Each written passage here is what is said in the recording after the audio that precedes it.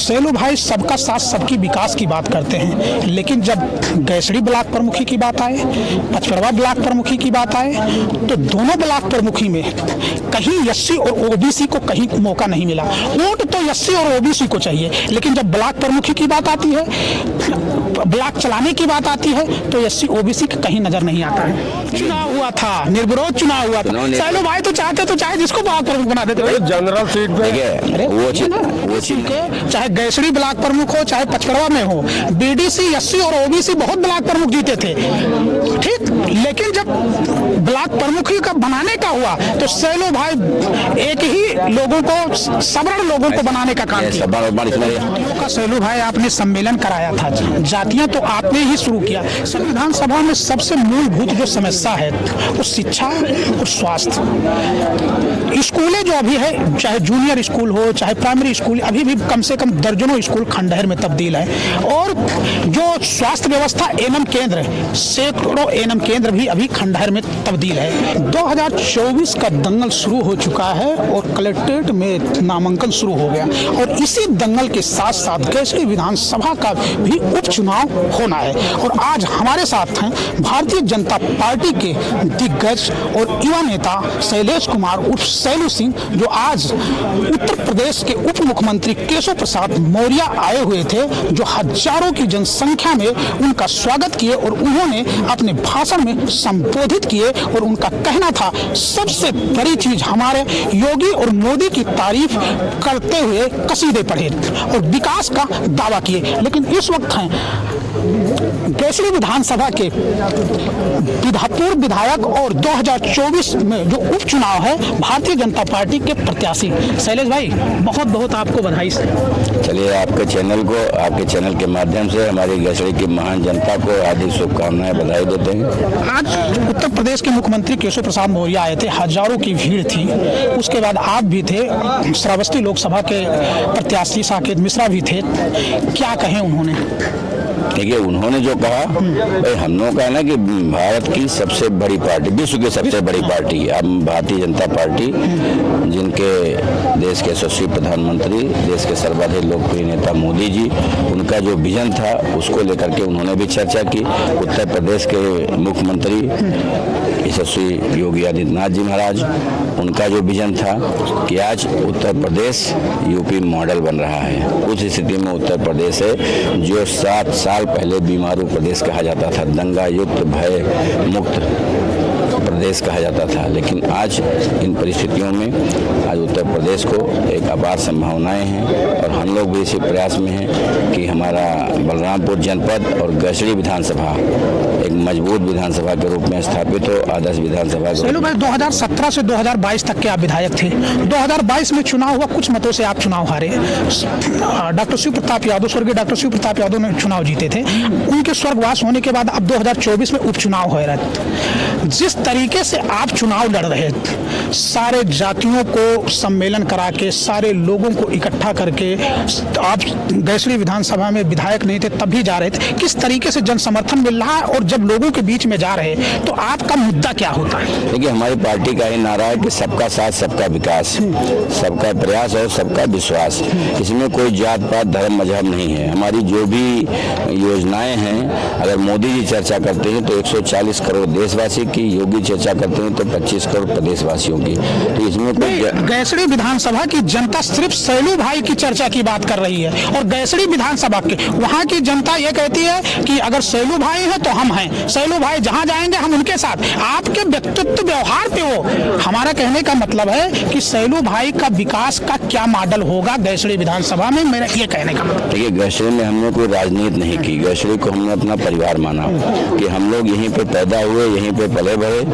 हम लोग पढ़ने गए थे लखनऊ, राजनीतिक शुरुआत हमारी वहाँ से हुई, लेकिन हमारी ये जन्मभूमि थी, इसी को हमने कर्मभूमि बनाया। चुनाव लड़ने के लिए बहुत सारी जगहें थी, लेकिन हमने कहा कि गैसड़ी में रह करके अपने क्षेत्र का विकास करेंगे, क्योंकि यहीं के 10 लोग और हमको जानेंगे, कहेंगे भैया ने किया, तो हमको अच्छा लगता है कि मतलब हमारे लोग हमारी बात करते हैं, चर्चा करते हैं। हम लोग दिन में रात में कहीं भी जाएं, गैसड़ी की महान जनता, गांव-गांव के हमारे प्रिय गांववासी, उनका अपार स्नेह हैं और हमेशा रहता है, कोई जात हो कोई धर्म हो, सब लोग मिल करके कि गैसड़ी को हम एक अच्छी विधानसभा के रूप में, और वो सारी योजनाएं जो केंद्र सरकार द्वारा प्रदेश सरकार द्वारा लागू की जाती हैं, दी जाती हैं, वो गैसड़ी में पहुंचे और आम जनमानस को इसकी सुविधा मिले, यही हमारा पूरा प्रयास है। गैसड़ी विधानसभा में सबसे मूलभूत जो समस्या है वो शिक्षा और स्वास्थ्य। स्कूलें जो अभी है, चाहे जूनियर स्कूल हो चाहे प्राइमरी स्कूल, अभी भी कम से कम दर्जनों स्कूल खंडहर में तब्दील है। और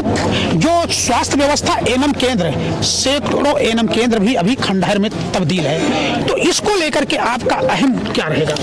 ये अभी जो हमारे बनाने का था, अभी हमने देखिए पंचायत भवन बनवाए गांव में, क्योंकि गांव के लोगों को आज पेंशन के लिए, खसरा खतौनी के लिए या आय जात निवास प्रमाण पत्र बनाने के लिए, बहुत सारी चीज़ों के लिए आज बाहर जाना पड़ता था। आवास के लिए आवेदन करना है किसी के लिए, तो पंचायत भवन हमने बनाया कि हर गाँव में एक पंचायत भवन रहेगा। प्रधान के बैठने का कमरा है, सेक्रेटरी के बैठने का कमरा है, पंचायत सहायक का कमरा है, और आम जनमानस के लिए बैठने के लिए भी एक कमरा है। वहाँ जाकर के आप अपनी चीज़ें आप ऑनलाइन कराइए, एक पैसा आपका लगने वाला नहीं है। जो हमारे एनएम सेंटर हैं उसको भी धीरे धीरे आज रिपेयर करा करके या नया बनवा करके, लगभग हमने 100 से अधिक एनएम सेंटर पिछली बार में इसको बनवाए थे। जो हमारे टूटे या खंडहर टाइप के हैं उतना मौका नहीं मिला, क्योंकि कोरोना आ गया था। कोरोना काल में विकास की जो योजनाएं थी वो थोड़ा शिथिल पड़ गई थी, क्योंकि लोगों को भोजन कराना, दवाई देना, पहले जीवन बचाने की बात आई थी, खाना खिलाना कि कोई भूखा ना रहे, किसी का जीवन न जाए, इसके लिए पहले हम लोगों ने प्रयास किया। उसके बाद विकास तो चलता रहेगा। हम हैं, अब की बार मौका मिला फिर से, गैसड़ी की महान जनता का आशीर्वाद और सहयोग रहा, हमारे सहयोगी, हमारे लोगों का प्यार और स्नेह हमारे साथ हमेशा रहता है। सेलू भाई, वहाँ की जनता से जब मैंने बात किया कुछ नेताओं से, तो उनका जवाब था कि सेलू भाई 2017 से 22 तक विधायक थे, 2022 में चुनाव हार गए, और सेलू भाई सबका साथ सबकी विकास की बात करते हैं, लेकिन जब गैसड़ी ब्लॉक प्रमुखी की बात आए, पचपरवा ब्लॉक प्रमुखी की बात आए, तो दोनों ब्लॉक प्रमुखी में कहीं एससी और ओबीसी को कहीं मौका नहीं मिला। वोट तो एससी और ओबीसी को चाहिए, लेकिन जब ब्लॉक प्रमुखी की बात आती है, ब्लॉक चलाने की बात आती है, तो एससी ओबीसी का कहीं नजर नहीं आता है। देखिए, जो लड़ने की स्थिति में रहेगा कि चुनाव लड़ना है, ब्लॉक प्रमुखी का चुनाव था, जब उस समय पर्चा दाखिला हुआ, चुनाव हुआ, अब जो संभावनाएं थी, उन्होंने जो पसंद किया लोगों ने, सब लोग मिल करके। सेलू भाई की पसंद थी,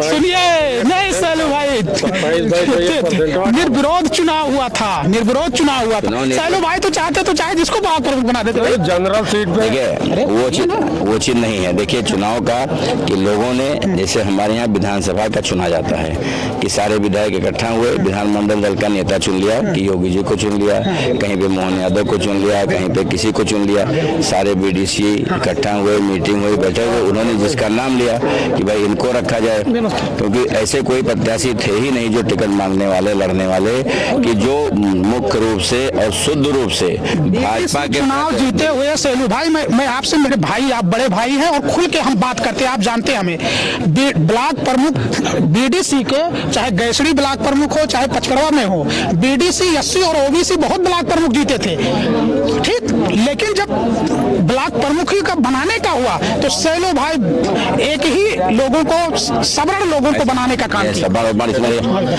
हमारा जो सामान वाली बात तो सीट सामान थी, सामान पे लड़ने का अधिकार, अगर हम जो सीट, अगर हमारी ब्लॉक प्रमुख की सीट ओबीसी हो जाती, एससी हो जाती, तो उसको हम लोग चुनते। बलरामपुर की एससी थी तो एससी चुना गया। वहाँ की सामान्य सीट पे सामान्य को मौका नहीं मिलेगा तो कब मिलेगा? जब एससी हो जाएगी, अगर अगले बार एससी हो जा रही, ओबीसी हो जाएगी, तो उसको हम लोग देंगे। लेकिन फिर भी हम लोग बैठ करके बीडीसी की बैठक हुई, उसमें तय किया गया कि फला आदमी को लड़ाया जाए, क्योंकि ऐसा कोई प्रत्याशी नहीं था जो भाजपा के प्रति वफादार और ईमानदार व्यक्ति रहा हो, कि जो सिर्फ भाजपा की बात करें, क्योंकि सरकार भाजपा की है, हम लोग भाजपा के विधायक थे, तो हम उन्हीं को चुनेंगे जो भारतीय जनता पार्टी को। ऐसे व्यक्ति को चुनने के, कल को चुनाव में भाग जाए छोड़ करके, तो ऐसे व्यक्ति को चुनने की बात नहीं आती है। जो रखा जाएगा, हर व्यक्ति का बराबरी का दर्जा मिले। जो हमारे चुने हुए प्रमुख हैं उनको आप देख लीजिए कि वो अगर खाली सवर्ण की बात कर रहे हों, जात की बात कर रहे हों, व्यक्ति विशेष की बात कर रहे हों, उनके यहाँ तो घर पे दरवाजे चले जाइए तो कोई ऐसा वर्ग, कोई ऐसा समाज नहीं जो ना बैठा मिले। तो इसमें देखिए, ये केवल सपा बसपा की नीति है कि जात और धर्म के आधार पर भारतीय जनता पार्टी नहीं काम करती है।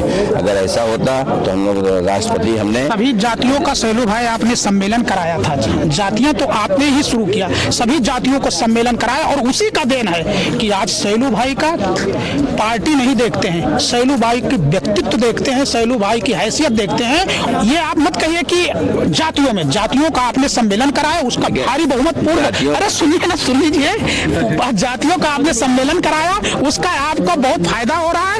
अब उसके बाद देखिए, हमने कहा ना कि हमने जो कराया वो भारतीय जनता पार्टी की नीति में है कि हम जैसे शाहभोज कराना, दलित के घर में शाहभोज कराना, लोगों के यहाँ हम लोग बैठ करके खाना खाना, उनके साथ जो भारतीय जनता पार्टी की नीति है। और भारतीय जनता पार्टी प्रदेश स्तर पे भी सामाजिक सम्मेलन कराती है कि हर जात हर वर्ग के लोग, अगर जातियां हैं तो कम से कम उनको पूरा सम्मान मिले। हमने सम्मेलन नहीं कराया था, हमने हर जाति का, चाहे यादव समाज रहा हो, कुर्मी समाज रहा हो, दलित रहा हो, मौर्य रहा हो, निषाद रहा हो, केवट रहा हो, आपका कश्यप रहा हो, पाल रहा हो, सभी जातियों का हमने सम्मान समारोह कराया था, ना कि सम्मेलन कराया था। कि हर जाति में अगर आप पैदा हुए हैं तो आपकी एक पहचान है, तो उस जाति का सम्मान हो, आपका व्यक्तिगत सम्मान हो।